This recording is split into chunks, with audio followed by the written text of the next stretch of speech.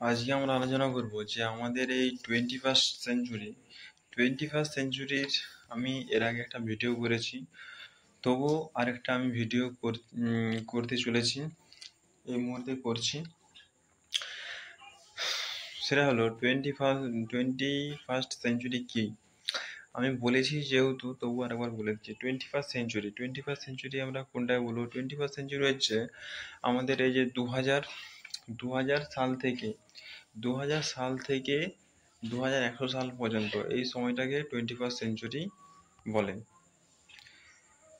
ঠিক আছে, 2001 থেকে 2001 থেকে দু হাজার 2001 থেকে 2100 সাল পর্যন্ত এটা হচ্ছে 21st সেঞ্চুরি। তো এই 21st সেঞ্চুরিতে তোমরাকে কি কি শিখতে হবে? 21st সেঞ্চুরিতে তোমাদেরকে শিখতে হবে, আমাদেরকেও শিখতে হবে, ইংরেজি বলতে জানতে হবে।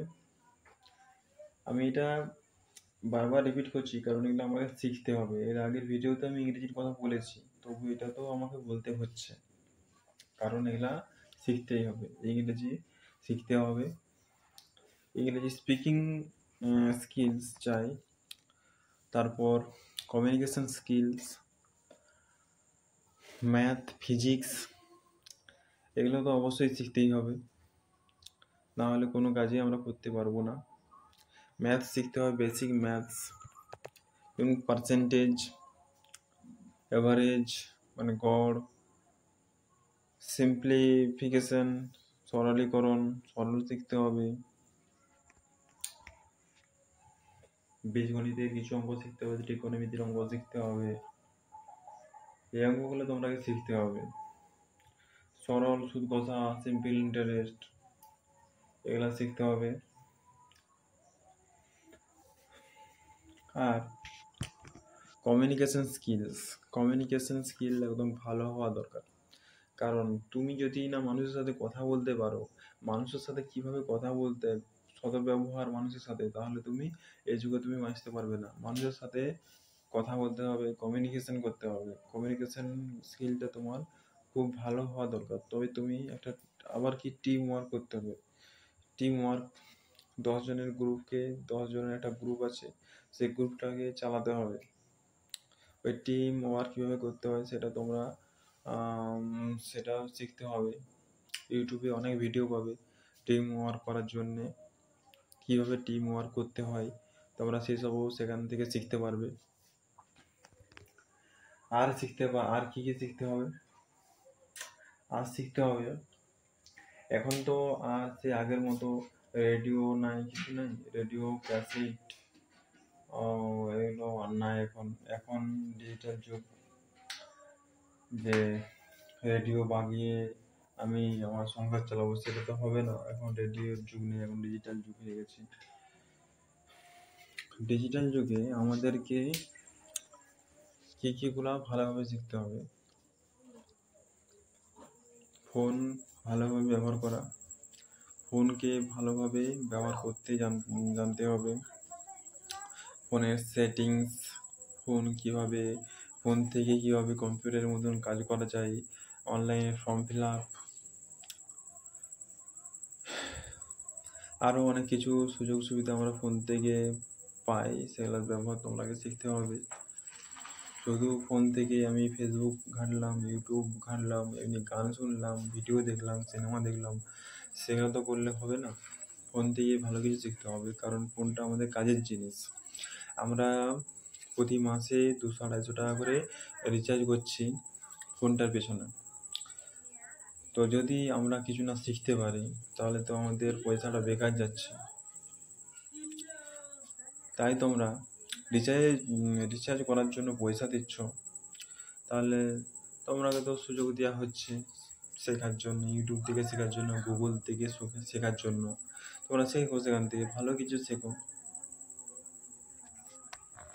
ভালো কিছু শিখলে তোমাদেরই নিজেদেরই ভালো হবে।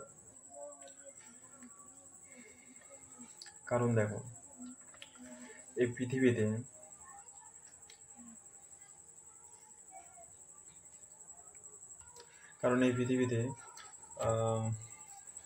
যদি তুমি জানো তবেই তোমার সাথে মানুষ ব্যবহার করবে, তোমার সাথে মিশবে। আর তুমি যদি কিছু না জানো তাহলে তোমার সাথে কেউ সেরকম ভালো ব্যবহার করবে না এবং তোমার সাথে কেউ মিশতেই চাইবে না।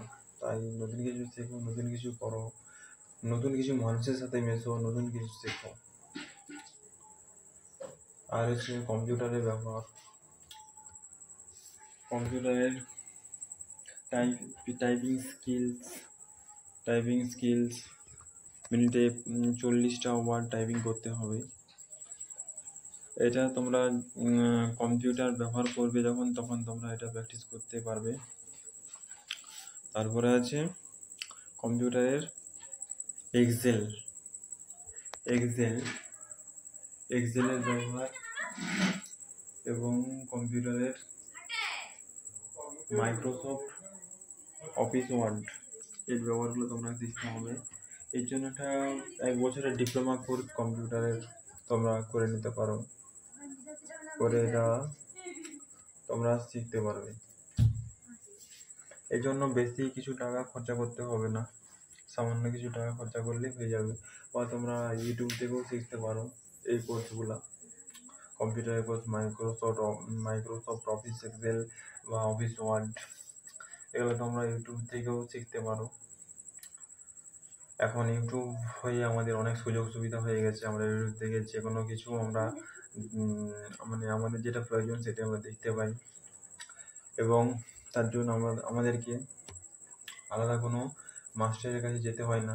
আগে কি হয়েছিল, আগে আমাদের কোনো কিছু প্রবলেম হলে আমাদের বন্ধুদেরকে জিজ্ঞাসা করতে হতো, নয়তো আমাদের স্যারকে জিজ্ঞাসা করতে হতো। কিন্তু এখন ইউটিউব থাকায় আমরা ইউটিউব থেকে আমরা সব কিছু সার্চ করতে পারি, ইউটিউব থেকে আমরা সমস্ত ভিডিও দেখতে পারি এবং যে কোনো প্রশ্নের সমাধান আমরা ইউটিউব থেকে দেখে নিতে পারি।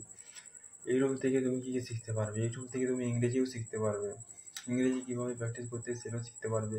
ইউটিউব থেকে তুমি অঙ্ক শিখতে পারবে, ইউটিউব থেকে তুমি আরও অনেক কিছু শিখতে পারবে। তুমি যেগুলা শিখতে চাও সেগুলো সবই শিখতে পারবে ইউটিউব থেকে। এবং ইউটিউব থেকে অনেক কিছু নতুন কিছু ধ্যান ধারণা তুমি শিখতে পারবে। Okay, thanks for watching my video.